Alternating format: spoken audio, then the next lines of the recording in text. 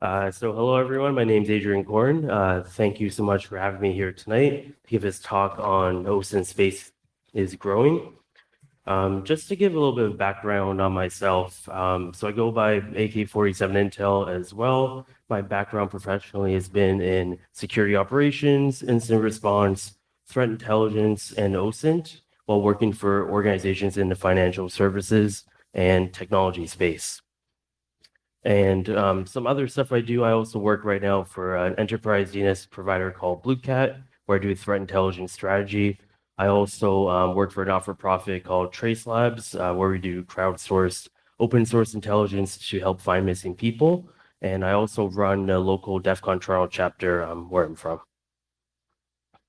So just to go over the agenda for tonight, we're going to go over a few things. So first off, we're going to talk about what OSINT is and where did it all start, going back in history a little bit. We'll talk about the common uses of OSINT we're seeing today, the challenges with that as well, new applications that we're also seeing in the space, and then what the future will actually hold for that. So what is OSINT and where did it all start? We'll start off with that. So there's really a lot of definitions floating out there about what OSINT really is, but really my personal definition is that OSINT is the collection, analysis, processing of publicly available data that is determined to be of intelligence value. And when I say intelligence value, I mean it has some type of value to an intelligence stakeholder, meaning if they consume that intelligence, they can actually make some informed decision or gain some strategic value as well. And where can we find OSINT? We can find it from a lot of places: the surface web, deep web, dark web, social media, news media, even government databases that are public as well. So why don't we explore a little bit about where this OSINT stuff started? Because I know it's started to emerge over the past few years. So why don't we just take a look back in time? So looking at the evolution of OSINT here, this all really started back in the World War II era. This was really where the government or US government was trying to find new ways to get intelligence in this war they were fighting. And what they determined is that there was all this open radio communication out there that they could take advantage of and start gathering intelligence from there. So they started off creating a branch of the FCC at this time called the Foreign Broadcast Monitoring Service. This was really tasked with just looking at open radio for any propaganda material that might have been beamed at the US. And as they started to do this, they saw a lot of intelligence value very quickly. So they expanded the scope of its program, and they later rebranded to the Foreign Broadcast Intelligence Service, actually. And they started expanding the collection of all this stuff to physical materials as well. So one thing they did is they actually set up stations around the world and collected public newspapers. And what they would do is have these intelligence operators around the world catalog all these newspapers, write up intelligence reports, and disseminate that back to the home base. So that was like the real first documented use of OSINT out there. Fast forwarding to 2005 and beyond era, we saw social media start to emerge, and we saw like everyday users start taking advantage of the internet for more than it was like intended for in the beginning. So in this time period, we started to see the pool of OSINT start to grow. We saw social media sites such as Facebook, Twitter, MySpace, YouTube emerge right around this time. And it was still very new to everyone. They really didn't know, what it was going to provide to the space, but this was really where OSINT started to peak. And also around this time, we saw the US open up the first open source center. And that was really tasked with gathering public data from the internet, databases, newspaper, radio, any public data you can think of. They started to gather it for their intelligence purposes, and it's expanded way beyond the scope than they originally started with back in the World War II era. Now, moving forward to 2009, we saw social media expand even more. And we also saw the emergence of smartphones, and it seemed like everyone had a smartphone with their Facebook app or Instagram. and they started to share more and more of their personal moments publicly via their smartphones than ever. And in turn, in doing this, the pool of OSINT started to grow more and more. And a lot of these social media sites would have a default public setting on it so that people would be sharing this stuff publicly without knowing. So in this time era from about 2009 to 2016, we saw that, pool of OSINT grow immensely. And then fast forward to a few years ago to present date, we saw the OSINT space really starting to kick off here, where all these online investigators started to see that they could use all this public data out there and not really have any special access, but still be able to take an online investigation from start to finish just using public data. So really, this is where we started to see the growth immensely over the past few years. Now, I'm going to talk about some common uses of OSINT today because there are a lot of them, but I'll focus just on these four up here. So we have the first three, your typical cybersecurity use cases, your blue team investigations, your red team, your threat actor attribution. And then we also have stuff like business intelligence, which I'll dive into a little bit later as well. So looking at the blue team side, if we start off here, as a blue teamer, if you've ever worked in a SOC before, you're probably familiar seeing an alert pop in to your ticket queue, something like this over here. Typical alert in this scenario here, you might see, malicious Word document detected by endpoint or on endpoint. And the context that you're probably provided to start is very limited. You might get the data was detected, maybe the file name, and if you're lucky, you'll get a hash. So if you do get a hash, you're in luck because OSINT can actually help you here in a blue team investigation.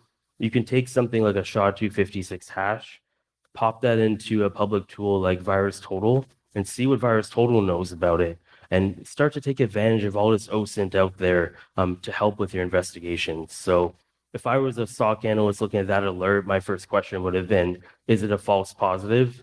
Well, I can already rule out that it's not a false positive because it's matching on over 40 antivirus engines on VirusTotal. You can also take that same hash and pop it into Google, put quotes around it to do an exact string search, taking advantage of Google Dork techniques, and you can see what other OSINT might be available about it here. So here, if we look at the search that we did here, you can see this first result here. It might be a little bit hard to see up here, but this first result says emotet from any.run. And for those of you who aren't familiar, emotet is a very prevalent banking Trojan out there. It's been around for a few years, targeting various industries. And any.run is a public malware sandbox website that allows you to upload any file and actually interact with it in a public VM and detonate it and do some malware analysis on that, get a whole bunch of output from there. So from an OSINT perspective, if I was looking at this, I would already see that this file is well known as being bad, and we have some further context as well from the intelligence side that it might be this emotet banking Trojan. If I wanted to go further as well, we can even look down here to list at this URL that's been classified as malicious by this open source feed called URL House. And what they do is they essentially intake a bunch of malicious URLs from industry researchers. And we can see here that you have one URL that's linked to that hash, also has a file name down there that's similar to the one we saw in the first alert. So if you took that URL and you popped it into a different tool, still using OSINT here, you can use something like urlscan.io, which is a public URL detonation sandbox. And you can see what analysis has been done on that URL before. And in this case here, we're going to see it's been classified as malicious. And it's also returned an application/MS Word MIME type when it analyzed it at that time. That kind of coincides with our original alert of it being a malicious Word doc delivered to an endpoint. So taking this all away, if I was in a SOC or on a blue team, I would want to try to figure out how this, malware got into my network. So using just that URL, you could look at something like email logs and search all your emails to see which email has a match for that specific URL. And maybe you're going to find, a nicely themed, your requested scan is ready email. And that would be kind of your original point of infection in this case here. Now, moving on from the blue team use case, I'm going to talk about how red teamers are using OSINT. For anyone here in the audience who's a red teamer, does pen testing or any of that, you're probably familiar with the recon phase of every engagement. This is where you're really looking to see what you can gather on your target, whether that's an actual person or infrastructure for an organization. And OSINT really comes into play here when you're looking at stuff like domains, IPs. You can use stuff like the public whois database to see who might own that domain and what IPs might resolve to that, or what IPs have resolved to it historically as well. And then you can also use tools like Shodan to look at the applications that are associated with a given domain or IP. Start to see what has been already found out about that without even having to do a Nmap scan or anything of that nature yourself. You can already see what other people have analyzed on that infrastructure just using Shodan. And then the second use case here would really be around targeting personnel. So how can OSINT really help there? Well, the number one thing in any engagement is you look at the employees of the company that you're targeting, look at their social media presence, like their LinkedIn, Facebook, and see what they're posting. It's very common to see people posting their ID badges, people having sticky notes with passwords up. This is very common. If you can get that stuff ahead of time in just a recon phase, that could push you forward a number of steps in your engagement. So this is something very commonly done by red teamers here. And then lastly, there's this other technique I like to call counter OSINT. And this is really where a red teamer or even a threat actor will try to use OSINT against their target. So if a threat actor spins up a campaign, they have their malware, they have their known indicators that are going to come out of that, like domains or IPs, or even hashes. What they can do is set up Google Ads and analytics to see if anyone is searching for those specific indicators. They can also set up monitoring on their domain using Google AdWords and such as well to see if anyone's actually going to there. And if it's a custom domain they stood up for just one campaign that they know is only targeting one person, it's likely not going to be visited a whole lot. So maybe they can go look to see what the public IP hitting that server is. And that's really where they can arm OSINT against the defenders as well. Now, a third use case that we see OSINT being used for out there in the industry is threat actor attribution.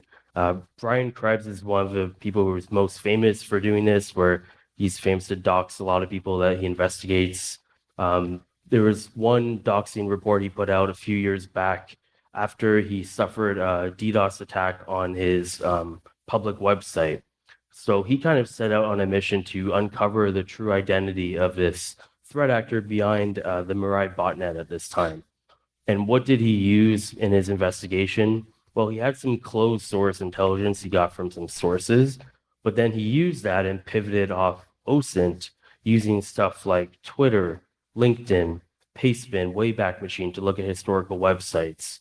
And he was able to kind of piece together the identity of his person, or so he believed the person to be. And he kind of posted this full doxing report outlining all the steps that he did using OSINT to kind of confirm who he thought the person was.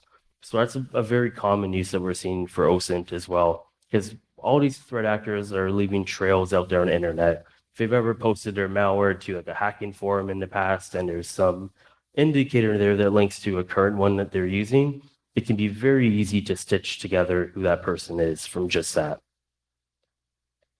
Now, the last use case here I'm going to talk about is really using OSINT for business intelligence. Corporations are starting to see the value of all this public data out there, and they're starting to mine it for business purposes as well. So if a corporation is looking to venture into a new market, they might use OSINT to figure out, what the opportunity is there, look at the competitors in the space, see their revenue models, what they're doing out there. And there's a lot of public information that they can just glean just from that. They might also use OSINT to identify business risk. So if you're looking at risky behaviors from their employees on their public digital footprint, They can be looking at social media, personal email accounts, phone numbers, and looking to see what that links to on the public internet to see if there's any risk to the corporation just from that employee and what they're doing in their personal life. It's very common you're seeing internal corporate investigator teams stood up in large organizations. Something else that we're seeing is really where corporations will monitor competitor activity. So really looking at the marketing campaigns and such that other competitors are doing to see if there's anything that they're missing, just looking at what they can glean from that.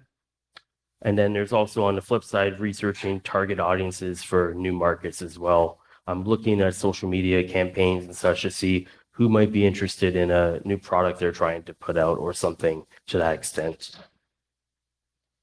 Now, bringing this all together, when we talk about OSINT, really I find it such a broad term, broad space as well, because we're starting to see that OSINT is now coming at the intersection of these other intelligence disciplines like GeoInt, HUMINT, SIGINT, and MASINT as well. So in the past, maybe like 10 years ago before OSINT was prevalent, if you wanted to partake in any of these other intelligence disciplines, you had to have special access to tools. Like if you were doing GeoInt, you might have had to have access to satellites or drones or something of that extent. But now using OSINT, you can just use Google Earth, Google Maps, Google Street View, and start to kind of walk the streets just from a public internet connection and start to do investigations that way and do some geospatial analysis as well. When we talk about HUMINT, before intelligence operators would have to manually go surveil their targets to get some information around them. But now, because everyone's on social media and active there and posting about their lives, you can get a whole bunch of HUMINT just from observing their public social media activity as well. So really, OSINT, I find it's like a multi-purpose intelligence discipline at the end of the day. It kind of intersects with everything. Now, what are the challenges that we're seeing with OSINT today? There are some in the space. It is a very new industry that we're kind of venturing into. The first challenge I've been seeing a lot is that there's really no clear definition of what good OSINT is. Second challenge is there's so many sources of OSINT that are popping up, and then some are going down at the same time, that you have to keep up with all the new tools and sources. At a moment's notice, they can go down, and then you have to kind of switch your tactics and techniques from an online investigation point of view. And then the last challenge I'm seeing is really there's a lot of tools out there, and they really fall into two different categories. One being single use, and then one being use case specific. And I'll discuss that more in a bit, just give some more context there. So really, the first challenge, what is good OSINT? Like, how do we define it? I mean, if I load up Maltego, put in some data points, get this nice looking graph, is that good OSINT? Well, maybe not. Maybe there's something better I can do. So I'm going to go ahead and just define a few definitions out there of good OSINT, and we're going to play a little game of OSINT trivia to see which one everyone thinks is like the most correct out there. So number one, good OSINT would be pivoting from one public data point to another in an efficient manner to produce intelligence. That would be the first option. Number two, good OSINT is collecting, processing, and analyzing large amounts of data to produce intelligence. And then number three would be good OSINT is deriving meaningful and actionable intelligence from open source data. So how many of you would agree with number one? Okay. How many of you would agree with number two? And how about number three? Okay, I would agree with number three too. So really, I find all three are correct to some extent, but really the main thing you're trying to get out of OSINT is actionable intelligence. Like you can go take a phone number and then find some, email address associated to someone, but if no one can really act on that information, it's not good OSINT. You could go analyze large amounts of data, put it all into a report, have 50 pages. Is that good OSINT? Well, only if it's all actionable. Also pivoting from data points efficiently. that's great to have from like investigator skill perspective, but really your intelligence stakeholders only care about what you're outputting of being valued to them at the end of the day. So that would be why I would choose that third option every time as the most correct. Now we're seeing a lot of new sources of OSINT that are popping up fast in the field as well. So it seems that for every five that, disappear, 10 more pop up as well. And because of this, you're really needing to stay up to date with all the tools, all the techniques, what APIs are available today, what are not tomorrow. And then also we're seeing a lot of the valuable OSINT sources are starting to disappear because companies are tightening up on their security and privacy. So starting to get limited access there. And one good example of this is when Facebook actually closed off their graph search API. This was really one great source of OSINT for all the investigators out there. It was used to do a lot of human rights activism investigations and geopolitical stuff as well, stuff that was more on like the not-for-profit side, social causes. And Facebook closed this off in an effort to strengthen the privacy of their users. But now, from an OSINT investigator perspective, everyone lost access to this valuable data where you could do mass analysis on likes, photos, and posts from any number of users that you're searching with that API. And then also, most recently, actually, Instagram changed the way that they display the following tab on their app as well. So before you could go look at the following tab for someone and really see, how they're interacting on their feed, what people's pictures are they liking, and all of that. Now they've actually taken that away. So that's another OSINT source that we just lost and might have been dependent for a number of tools out there. And really, when you look at the OSINT tools out there, there's this one framework called OSINT Framework. It's a website. You can take in any data point here, like a username or email address, domain name, and it will show you all the different tools out there that you can put that piece of information into and then help you get like another output. For example, the username section right here, there's a site called NameCheck, and you can go take someone's username and see if it's available across multiple social media and online platforms. And then if you see it's not available, and you can kind of glean that they have alternate accounts out there, and you can maybe go and investigate those more.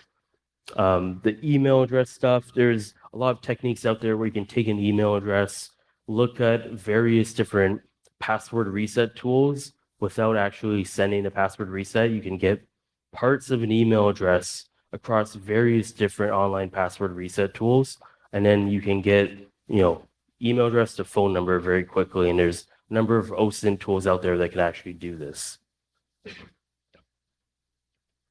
Now, looking at the current OSINT tooling landscape, this is really where I see the biggest challenge, that there's really your two silos here. You have your single-use tools on the left, or sorry, on the right, or my left here, which really serve a single purpose of, if I have, a domain, I use whois, I can go look up registrant information. But then if I want to do something different with the output, I have to pop that into another tool. And then the same thing for the next piece of information I'm going to find. So they're very good for one-off use cases, but there's some challenges there because they don't really do a full-fledged, workflow or something to that extent. And then on the left side here, we have your use case specific tools where you have these big enterprise platforms that are built for very specific use cases. And as soon as you want to change something in the workflow, you can't because they're built a certain way. So the real big challenge I see is that there's really nothing in the middle here, nothing that's going to give you the scalability to do your OSINT workflows at scale, and then also your customizability to actually change parts of the workflow. Where if you say, I want to go from IP to email to phone number, and then change that phone number to something else, and then go through your workflow a different way. There's really nothing out there that does that. Now, the next part of the presentation we'll talk about is really what are the new applications of OSINT that we're seeing out there in this space. One example is Bitcoin payment tracking, just using the public blockchain. That's something that's emerged because it's so open. You can actually track a lot of the transactions going on there. and seeing, what wallet they're going from and going to, frequency and stuff like that. There's also another new application of OSINT with the Trace Labs crowdsourced OSINT for missing persons model. That's another one that's emerged over the past couple of years, which I'll talk about.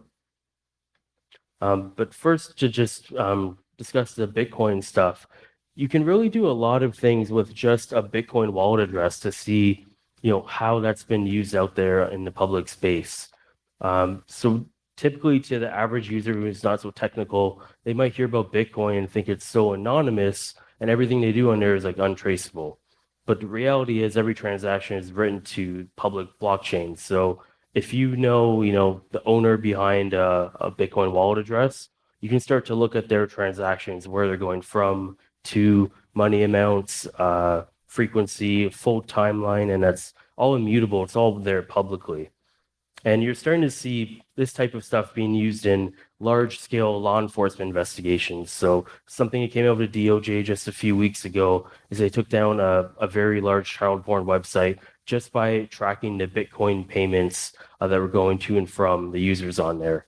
So they were actually able to use this type of OSINT technique to unmask the identity of the operator behind the site. And they essentially mapped out all these wallet addresses here, all these domains that were associated to them that they could find. And in their investigation, using some active techniques as well, but supporting techniques from the OSINT side, they were able to really come to a conclusion of who they thought that person was. And then they made an arrest and took down that website. So that's one great use of OSINT today in those type of investigations. Now, the next new application of OSINT, this is a project I'm involved in, Trace Labs, where we do crowdsourced OSINT for missing persons. And what we do here essentially is we take in a number of public missing persons cases that law enforcement provides. We put it into a custom intelligence platform, and then people can kind of gather together in a CTF atmosphere and start to crowdsource OSINT on these cases to start generating new leads on the fly and provide that to law enforcement in real time. So previously, there really hasn't been any model that's done something like this. There's been the one-off forums who do a lot of missing persons discussions and like one-off investigate cases, but there's never really been a crowdsourced model like this. So really, when this model started, we started with like a problem statement. So there's a lot of missing cases out there, missing persons cases that don't always have the same level of urgency for each one throughout its lifespan. And then really, it was kind of pairing the search and rescue backgrounds of volunteers who go and physically try to help find missing people in the real world to taking the cybersecurity skill sets and seeing if people with the OSINT skill sets can actually help out in these investigations. And then ultimately, intelligence value is if we can provide anything actionable to law enforcement to further along that case, maybe reopen a cold case or such. That's really the value there. And what we're seeing is it's becoming mainstream. It seems that everyone or anyone who's done any sort of OSINT can kind of get involved in this. And really, a lot of people don't know that they've done OSINT before unless you put a definition to it. So if people have ever, been a student in school and have done a research paper, they've done some level of OSINT to find information there. If they've ever looked up someone on social media as well, that's another form of OSINT. So really, it's all about taking these skill sets from these people, bringing them together to kind of contribute to this greater social cause. And really, what that looks like is we have the model here where you have your intelligence administrators being the people who are vetting all of this crowdsourced OSINT. You have your intelligence operators, which are the people participating in these CTFs, actually on the ground gathering the OSINT. And it comes into this platform that we have here, and it gets validated in real time by the intelligence administrators. And at the end of the event, what we do is we disseminate all that OSINT directly to law enforcement for them to kind of take in a report and see if there's any new leads in there that they already didn't have before that can actually further investigation. And just to give everyone a preview of what that would look like, this is an example of a case. It's sanitized here, but essentially what we would put in is the source URL of where that case came from. So that would have to be public in our case. The missing person's name, disappearance details, age, any distinguishing characteristics about them. And then this all gets put into the platform, typically around 8 cases. And then people can start to look at those cases and start submitting OSINT to it. And what we've done to kind of gamify this is we've created these 9 different flag categories where you can choose to look at the social media footprint of a missing person. That would score you some points. You can look at more advanced stuff like trying to find IP addresses or phone numbers. That would score you even more points. And really what you do is every piece of OSINT you find, you kind of show your work. So you provide the actual URL where you got it from, and then you provide an explanation as well of why it's relevant to that case, and then show some supporting evidence as well to back up your intelligence claim. And then really what that looks like at the end of an event, just to give you guys an example. This was some stats we pulled from a recent event in Australia where we had around 350 contestants across the country, all crowdsourcing OSINT in just 6 hours. So in just 6 hours, we were able to find all this information you see here, close to 4,000 potential new leads on these cases. And then we were able to provide that directly to law enforcement, and now they have some new information to look at that can maybe reopen a case or two. So to kind of bring this all into perspective, about what does the future hold for OSINT, really? So the way I see the future going is we're going to see more crowdsourced intelligence models around OSINT because there are so many people who are starting to merge with that skill set. You're going to see it starting to be used for some type of social cause, similar maybe to the Trace Labs model. I expect to see more of those. What I also expect to see is really more dedicated OSINT platforms. There's a lot of platforms out there that really are specific to maybe threat intelligence or business intelligence, but really I think we're going to see more OSINT focused platforms as well. And then something else that we're going to expect to continue to see is the shifting of OSINT sources. So the stuff we have available to us today, it's probably not going to look like that in a year from now. It's all going to be different as different tools change, different sites strengthen their privacy and such. And really, those are going to be the roadblocks that we're going to have. Websites start to tighten up their security and privacy. It's going to kind of close off some of the OSINT sources, but I expect the community to get creative in finding new ways to still find that OSINT. And with that comes the conclusion of my talk. I want to thank everyone for joining me here tonight for this. And if you want to chat anything about OSINT after, you can always hit me up on Twitter at AK47Intel. Also, tomorrow morning here at Hackfest, myself and the Trace Labs team are running a full day missing CTF in the CTF room downstairs. That will start at 10 a.m. If anyone is interested to come and learn more about the work that we do at Trace Labs, kind of test out your OSINT skills, contribute to a cause, we welcome you to join. And with that, I will take questions if anyone has any. Oh.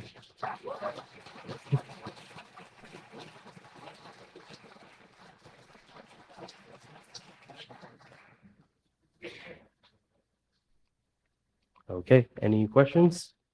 Oh, all right, I think we're good. Awesome.